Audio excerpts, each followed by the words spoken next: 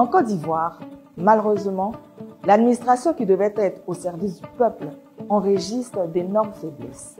La corruption gangrène les concours et les recrutements. Chaque mois, on nous sert des détournements de centaines de millions, de milliards, et puis ça ne va pas quelque part. La lenteur et la bureaucratie paralysent les services. Aujourd'hui, il faut connaître quelqu'un pour que ton dossier avance.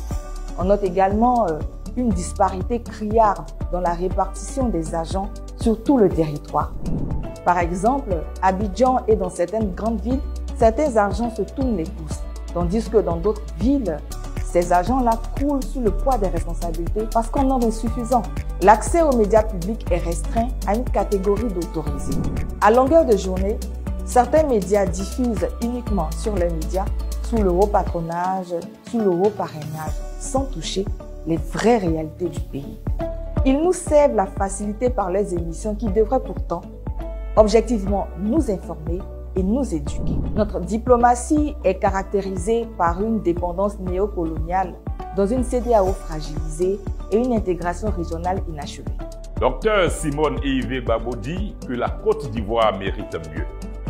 Elle s'engage à bâtir une administration moderne, transparente et proche des citoyens. Voici quelques-uns de ces grands chantiers qu'elle va initier. Le renforcement du dispositif légal et technique des préventions et répressions de la corruption. La réforme de l'organisation des concours par leur automatisation systématique en vue de recruter les meilleurs. La réduction des disparités régionales en termes de nombre d'agents dans les marchés publics. L'audit et la révision de l'état civil ivoirien. La réforme de la CEI, du système électoral et du découpage électoral inégalitaire. Pour une Côte d'Ivoire juste, moderne, connectée et respectée dans le monde. Pour une administration au service du peuple. Pour une démocratie réelle. Pour que chaque village se sente concerné par le développement. Pour une armée républicaine qui ne subit pas les desiderata des politiciens.